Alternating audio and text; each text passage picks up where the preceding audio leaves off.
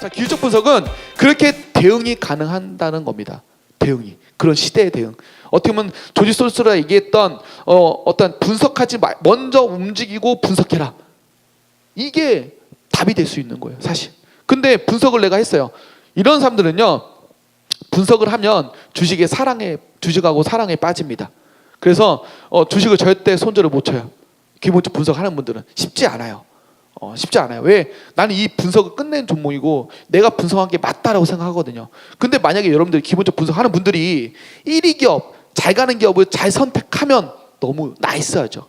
근데 만약 그렇지 못하다면, 내가 삼성전자를 샀으니까 오케이 됐죠. 근데 그 밑에 있었던 그런 다른 기업들 샀다면, 여러분들 핸드폰 중에 모토로라 아시죠? 안 쓰잖아요, 아무도. 근데 예전에 모토로라 많이 썼어요. 그렇죠? 그 뉴질랜드, 그 덴마크인가 뉴질랜드 그 핸드폰 뭐죠? 노키아 지금 아무도 안 쓰잖아요. 예전에 노키아 저도 써봤거든요. 노키아. 야, 노키아 사는 게 정말 최고였던 것 같아요, 그때는. 근데 노키아 지금 아무도 안 씁니다. 그때 삼성전자 핸드폰이 있었나요? 있었긴 있었죠. 근데 전 세계 사람들 잘 몰랐죠. 근데 지금 삼성전자 핸드폰을 갤럭시를 다 씁니다. 세상이 바뀌는 거예요. 기업이 바뀌는 거예요. 여러분들 만약에 노키아를 샀다고 생각해 보세요. 지금 이 자리에 앉아있지도 못할 겁니다. 아마. 거기다 몰빵을 했다면 아마 그러면 정말 너무 우울하겠죠. 예, 인생이 그렇게 되는 거예요. 근데 내가 그때 노키아가 1위 기업이었습니까? 아니었습니까? 그때 1위 기업이었어요, 노키아가. 그럼 아까 말했듯이 1위 기업을 선택하고 한다, 내부 기본적 분석을 한다 했는데, 근데 그 1위 기업을 갖고 있었으면 노키아를, 결국은 힘들어지는 거죠. 내가 어떻게 알겠어요, 그 당시에. 지금 우린 삼성전자가 더 갈 거라고 예상을 하죠. 근데 노키아처럼 되지 말란 법이 있나요? 얘네도 아까 삼성전자가 떨어진다고 하신 분들은 그렇게 예상을 하는 거죠. 알 수가 없다는 거예요. 지금 현재 나와 있는 기본적 분석은 미래를 대변하나요? 아닙니다. 과거 지표입니다. 과거 지표예요. 중요한 건 과거라는 거죠.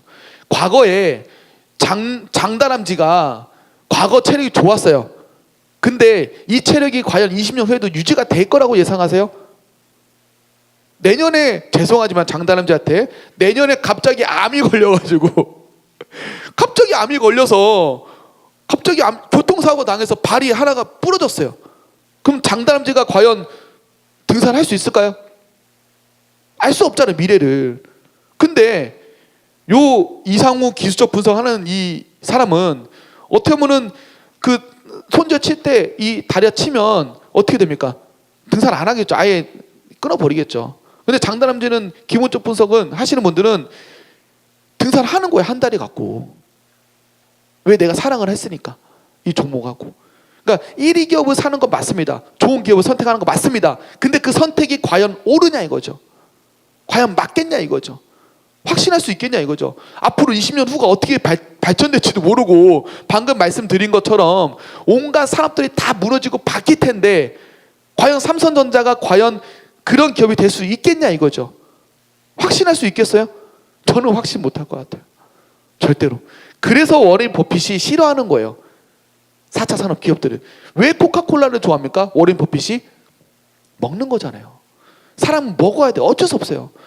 먹지 않고는 안 되잖아요. 먹는 겁니다. 그러니까 워렌 버핏은 되게 보수적인 기업들을 좋아해요. 무조건 생존하고 관계된 기업들을. 근데 그런 기업들이 결국은 올라간다는 거죠. 그 중에 1위 기업들을 골라내는 거예요. 사실 그분은 그분인 거예요, 사실. 근데 우리는 그러지 못하죠. 노키아를 선택하는 사람들이 많을 수밖에 없다는 거죠. 자, 다시 한번 묻겠습니다. 기술적 분석이 좋다. 그래도 기술적 분석이, 제가 기본적 분석을 너무 설명을 잘했나 봐요.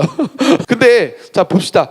우리가 대응만 하는 게 아니에요. 기술적 분석도 잘하면요, 상당히 많은 수익을 계속 낼 수 있는 방법이 맞습니다. 지금 세계가 바뀌고 있는 게, 로보 어드바이저는 그렇다면 기본적 분석을 주로 할까요? 기술적 분석을 주로 할까요? 로보 어드바이저. 여러분들이 로보 어드바이저를 얘기하는 것들은 기본적 분석을 주로 할까요? 기술적 분석을 주로 할까요? 기술적 분석을 주로 합니다. 왜? 기본적 분석을 넣을 수가 없어요. 자, 해외에 있는 수많은, 여러분들이 직접 중국 주식을 산다고 보세요. 매매에 직접 투자를 해요. 여러분들은 중국 주식을 분석을 할 수 있나요? 못하죠. 못합니다. 그럼 어떻게 매매하겠습니까? 이걸로 매매하겠죠. 이걸로 테크닉적인 메서드 방법을 사용하겠죠. 저도 그렇게 사용을 합니다. 그렇죠? 여러분들이 만약에 반대로 그러면 해외에 있는 수많은 유명한 애널리스트들은 그러면 이걸로 매매를 할까요? 한국 주식 살 때? 대다수가 이걸로 매매에 들어오겠죠. 그래서 낙폭과대 종목들을 외국인들이 먼저 사는 겁니다. 이격이 많이 떨어진 종목들을. 그게 맞는 거예요. 그렇죠? 앞으로는 제가 볼 때는요, 세상은 더 이걸로 갈 겁니다. 이걸로 기술적으로 테크니컬 방법. 테크니컬 방법이 몇 년도에 생긴 것 같으세요? 기술적 분석, 뭐 차트라든지 캔들 이런 게 언제 생겼을 거라고 생각 드세요? 80년 됐다고 보세요? 이게 1970년대. 한 1900년도 초예요. 1900년도 초에 이미 기술적 분석이 시작이 됐습니다. 그렇죠? 일본에서 시작을 했어요. 어떻게 시작했냐? 일본은 그때 화폐가 있었지만 쌀로 화폐를 썼습니다. 쌀로. 쌀이 일본은 중요하죠. 여러분들 스시 좋아하시잖아요. 그렇죠? 스시의 스시를 몇 번 움켜집니까? 만들 때? 3번? 아, 기술자시네요. 보통 5번 안에, 이게 스시의 장인들은 5번 안에 이거를 스시를 만든다고 하잖아요. 쌀 잡고 1번, 2번, 참치 얹고 3번, 4번 돌리고 딱. 예, 제가 미스터 초밥왕을 만화책을 좋아해서 근데 그 쌀이 엄청 중요하더라고요. 그 쌀이 일본인들은 그 쌀의 맛 이걸 내기 위해서 정말 많이 노력하는 것 같아요. 그 쌀이 중요하거든요. 근데 그 쌀의 어떠한 그 쌀 거래를 통해서 유통이 있었던 거예요. 그 쌀을 거래를 하는데 그러면은 그 쌀 갖고 화폐용으로 사용된 거죠. 그럼 그 쌀이 만약에 이 쌀이 가격이 올라가면 좋겠죠. 내가 갖고 있는 쌀이. 근데 내가 갖고 있는 쌀이 가격이 떨어져요. 그럼 기분 나쁘겠죠. 그렇죠? 그래서 그 중간 상인들이 끼어서 캔들을 만든 겁니다. 캔들을.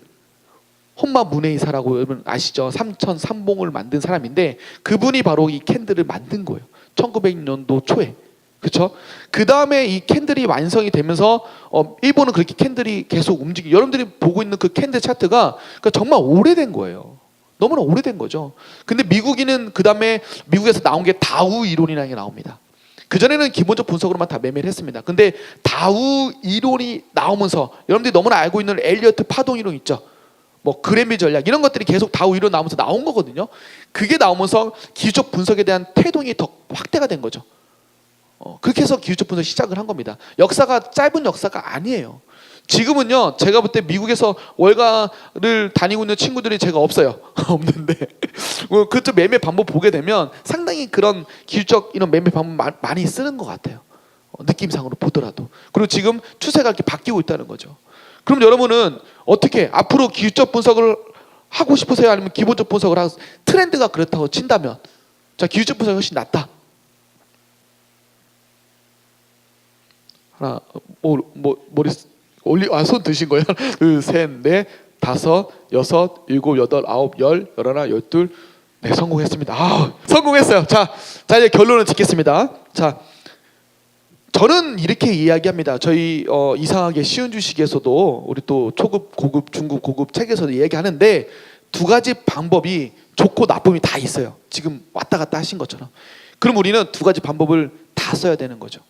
결론은 사실은 제가 억지로 끼워 맞추게 한 건데 사실은 두 개 다 써야 되는 거예요. 어떻게 본다면 방법적인 거는 다를 수 있어요. 그러나 우리가 기술적 방법, 테크니컬 메서드를 무시해도 안 되고요. 또 기본적 분석, 내 체력도 무시하면 안 돼요. 만약에 장다람쥐 체력에 기술적 분석이 합쳐졌어요. 얼마나 좋겠어요. 그렇죠? 왜 굳이 이 저지 체력이 왜 여기 있냐 이거죠. 차라리 장다람쥐 체력이 등산 복도 막 이렇게 있고 등산 가방도 메고 있으면 얼마나 퍼펙트하게 했지 않겠어요? 우리는 그런 종목을 사자는 거죠. 그런 종목을 매매하면 충분히 우리는 많은 수익을 낼 수 있다는 거예요. 그 종목을 찾아내는 훈련을 우리는 받아야 된다는 거죠. 그 훈련을 받으셔야 돼요. 주식을요, 잘하는 방법을 저한테 묻는 분들이 많이 계세요. 그런 분들한테 제가 이렇게 말씀을 드립니다. 주식은 교육이 아니고 훈련이다. 최근에 여러분들 스카이캐슬 보셨나요? 그걸 보면 저도 이제 넷플릭스에 다운을 무지 받아가지고 많이 봤어요. 많이 봤는데 거기 코디라고 나오죠. 코디라고 나오는 분이 계십니다. 그 코디는 정말 코디예요. 방향을 잡아주죠. 뭔가 악재를 다 쳐내죠. 누가 죽어도 그 악재를 이용하고 막 어떻게든 간에 그 목표를 향해서 달려가죠. 사실은 그게 주식 훈련이에요. 저는 코디죠. 여러분들의 주식을 교육시키는, 여러분들이 주식을 무조건 목표를 수익을 낼 수 있게끔 해드리는 거예요. 시장이 무너지더라도 서프라임이 터지더라도 그 리스크를 완화시킬 수 있는 방법은 무엇입니까? 서프라임 터졌어. 내가 주식하는데 그거 완화시키는 방법이 무엇이에요? 계좌 관리예요. 내가 돈을 만약 서프라임 터졌어요. 예를 들어서 삼성전자를 내가 예를 들어서 막 지금은 4만 원, 5천 원대니까 예를 들어서 만약에 이번에 그럼 얘기 드릴게요. 10월 달에 폭락이 나올 때 내가 삼성전자를 한 1,000만 원 갖고 있었어요. 근데 하락이 나올 때 만약에 지금 마이너스가 현재 한 50%돼 있다고 예상을 할게요. 근데 1,000만 원 갖고 있었는데 폭락이 나왔을 때 그래 우리 개선 선생 이 돈을 뽑으라고 했으니까 돈을 뽑아서 1,000만 원을 삽니다. 더. 그럼 마이너스가 어떻게 됩니까? 마이너스 50%에서 갑자기 마이너스 25% 바뀌죠. 나는 굳이 그냥 1,000만 원을 1,000만 원 사고 있었는데 1,000만 원 또 넣으니까 그것밖에 안 했는데 50% 마이너스에서 갑자기 25% 마이너스 바뀝니다. 근데 만약에 내가 여기서 1,000만 원 투자하는 사람인데 마이너스 50%죠. 2,000만 원 넣었어요. 그럼 마이너스가 몇 프로 됩니까? 머리가 아프죠. 죄송해요. 어려운 질문 드렸는데 저도 지금 계산하다가 지금 머리가 멍해져서 모르겠어요. 한 뭐 25%는 더 낮아지겠죠. 한 15% 정도 되겠죠. 그렇죠? 자, 그렇게 됩니다. 또 갖다 1,000만 원 또 넣었어요. 그럼 또 낮아지겠죠. 자, 그러면 주식이 지금 삼성전자가 저가 대비 몇 프로 올랐습니까? 20% 30% 올랐죠. 그러면 내가 수익이 납니까 안 납니까? 수익이 나죠. 서프라임이 터졌을 때 그 97년도 IMF 외환 위기가 한국에 왔을 때 돈을 번 사람이 있었을까요? 없었을까요? 왜 그러면 서프라임이 터지고 급격한 하락이 왜 나올까요? 이게 만들어진 걸까요? 아니면 우연적인 걸까요? 그런 고민 안 해보셨어요? 왜 조지 소로스는 자꾸 방송에 나와서 매도를 외칠까요? 지금은 고점이다 매도를 외칠까요? 왜 외칠까요? 왜 트럼프는 자꾸 SNS를 할까요? 왜 자꾸 SNS 해가지고 여론몰이 하냐 이거죠. 왜 그런 것 같으세요? 심리입니다. 심리. 세상이요 이제는 심리로 움직이고 있어요. 여론몰이죠. 정치판에서도 한국 정치도요 심리로 바뀌고 있어요. 점점 이런 게 이제 세상이 바뀌는 거죠. 그러니까 그거를 활용하는 거예요. 조지 소로스는 대단한 겁니다. 트럼프도 그걸 활용하는 거예요. 그것까지도 활용할 수 있는 능력이 되는 겁니다. 자, 그렇다면 이 지금 세상은 앞으로 세상은요 그런 심리를 잡을 수 있어야 돼요. 저는 주식을 이야기할 때 주식의 정보는 이제 다 공용으로 쓰고 있습니다. 정보. 아까 몰라서 그랬지 할 수 있는데 내가 필라델피아 반도체 지수를 알고 있어요. 같이 알고 있어요. 그러면 그 다음부터 어떻게 해야 돼요? 매매를 해야 될 거 아니에요. 사야 될 거 아니에요. 이 종목을 사야 될 텐데 삼성전자를 사야 될 텐데 한쪽 마음이 이런 생각이 듭니다. 필라델피아 반도체 지수 믿지를 못하겠어. 이거 바로 올라오는 게 아니라 꼬꾸라지는 거 아니야? 에이 믿지 마. 이런 사람이 있어서 못 산 분들이 있어요. 알고 있었다 하더라도. 근데 과연 그게 맞았을까요? 틀렸다는 거죠. 지금 봤을 때는. 예, 그렇죠? 그게 바로 분석 능력, 해석 능력이라고 저는 이야기합니다. 해석 능력이 중요한 거예요. 정보는 다 똑같이 공유를 하죠. 그러면 이 정보가 맞냐 안 맞냐 갈 거냐 말 거냐 이걸 선택을 해야 되는 시점에 우리는 서 있다는 겁니다. 그렇죠? 그럼 이 선택 능력을 키워야 되는 거예요. 해석 능력. 이게 중요해지는 거죠. 이 앞으로 미래 시대에 각광받는 그 업을 보게 되면요 뭐가 있냐면요 화가가 있을까요? 화가도 이제 그림도 이제 AI가 그리겠죠. 근데 각광받는 업은요 뭐냐면요 뭐 로비스트라든지 중간 다리를 해준 사는 사람들이 인기가 좋아집니다. 그러니까 이런 업이 생길 거란 얘기가 보기 시작하면 그러니까 뭐 로비스트 예를 들어서 또 화가를 그러니까 미술 그림을 해석하는 사람 이런 분들 그러니까 뭔가 해석을 해주는 분야들이 더 각광을 받는 시대가 올 거다라고 얘기하죠. 그리고 또 기술직 분들 중에서도 이제 어떤 그런 기술을 해석하는 분들 다시 말하면 이제는 해석하는 시대가 오는 거예요. 그러니까 여러분들한테 이게 설명할 수 있는 분들, 이런 그러니까 선택 능력을 키울 수 있는 거죠. 이런 시대가 온다는 겁니다. 여러분들은 그러면 그런 기로에 서 있을 때 내가 해석 능력을 얼마큼 할 수 있느냐, 이 판단력을 가져야 된다는 거죠. 근데 그 판단력을 선택할 때 우리는 기본적 분석만 갖고는 할 수가 없다는 거예요. 뭐가 필요하다는 거예요? 내가 왜 기술적 분석 필요하냐면요, 제가 말씀을 드리면 이 거래량을 말씀드릴게요. 거래량을 예시 들면 우리 책에도 그 예시가 나옵니다. 중급서에 나오는데 어떤 중급서 내용이냐, 이렇게 이게 지금 하얀 눈이라고 생각을 해보세요. 하얀 눈입니다. 하얀 눈인데 만약에 내가 사냥을 하는 사람이에요. 사냥꾼이에요. 사냥꾼인데 오늘 이제 먹고 살 게 없으니까 사냥을 하는데 나왔는데 오늘 꼭 맛있는 거 먹고 싶어요. 그러면 여러분들은 다람쥐를 먹고 싶은가요? 아니면 돼지고기를 먹고 싶은, 뭐 곰고기, 뭐 호랑이, 사자, 이게 더 먹고 싶겠죠. 큰 거를 잡아야겠죠. 사냥하는 내가 총은 막 이렇게 많은 거 갖고 왔는데 다람쥐를 쏠 수 없잖아요. 그렇죠? 근데 이 하얀 눈이에요. 그럼 내가 다람쥐를 잡아야 될까? 아니다, 나는 호랑이 잡아야겠지 생각하고 왔는데 앞에 보니까 발자국이 있는 거예요. 발자국이 보니까 조그만 다람쥐 발자국이 있고 호랑이 막 큰 발자국이 있어요. 그럼 여러분들은 일로 갈 거예요? 일로 갈 거예요? 호랑이는 일로 가야 됩니다. 그렇죠? 그 발자국이 뭡니까? 거래량이에요. 거래량. 예측을 한다는 거죠. 이게 기술적인 부분인 거예요. 기술적인 부분.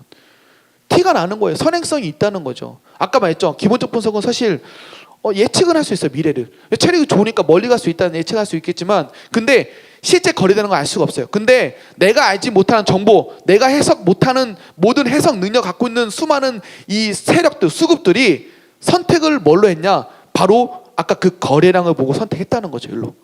그럼 우리는 일로 가면 어떻게 됩니까? 큰일 나는 겁니다. 일로 가야 돼. 따라가야 되는 거죠. 아까 제가 수급을 말씀드린 이유는 바로 그 이유예요. 지금 시장이 어떤 시장이, 보세요. 제가 저번에 유튜브에서 찍었던 내용인데요. 지금 시장은 실적 장세가 아닙니다. 유동성 장세입니다. 전 세계에 있는 미국, 뭐 중국, 일본 전부 다 지금 현재 돈을 풀고 있어요. 부채가 너무나 많습니다. 그렇죠? 지금 어쩔 수 없는 상태로 가고 있어요. 그 부채가 너무 많으니까 미국이 지금 무엇을 하고 있습니까? 금리 인상을 하려고 하고 있죠. 왜? 돈을 너무나 풀었으니까, 끌어와야 되니까. 그리고 금리 인상을 통해서, 금리 인상이 되면 사람들이 저축을 더 할 수 있겠죠. 그러면 돈이 다시 들어오겠죠. 그래서 금리 인상을 하려고 하는데 경제가 너무 안 좋아지니까 또 못하고 있죠. 돈을 너무나 많이 푸는 거죠. 지난 10년 동안 서프라임 터지고 나서 너무나 어려우니까 돈을 갖다 푼 겁니다. 막. 근데 돈을 끌어와야 될 거 아니에요. 근데 지금 못 끌어오고 있는 거예요. 이러다가 결국 시한포탄이 팡 터지면 어떻게 됩니까? 한 번 더 위기가 찾아오게 됩니다. 저는 위기가 조만간에 올 거라고 생각하고 있는 사람 중에 한 명이에요. 근데 만약에, 그래서 지금요 되게 웃긴 게, 옛날에 기술적인 뭐 기본적 분석 방법들, 뭐 금리가 올라가면 주식이 떨어집니다, 뭐 이런 여러 가지, 뭐 환율이 올라가면 뭐 주식이 어떻게 되면, 이런 분석들 있죠. 옛날 경제 경영에서 여러분들이 경제학과 나오면 배웠던 그 모든 방법들 있죠. 다 의미가 없어요. 맞지도 않습니다. 맞지도 않아요. 그 방법 갖고 주식 하죠? 무조건 안 됩니다. 그러니까 경제를 공부하신 분들 중에 제 친한 동생이 있는데, 뭐 중모대 이제 그 경제학과 출신인데 지금 마이너스 한 1억 2억 돼 있는 상태예요. 그 친구는 계속 그렇게 매매를 합니다. 보수적인 방법. 그렇죠? 네. 그런 방법을 선택하는 것보다 어떻게 본다면 빠른 대응을 할 수 있는 이 방법이 좀 더 나이스할 수 있다는 거예요. 포털 사이트에 이상숙구를 검색해 주세요.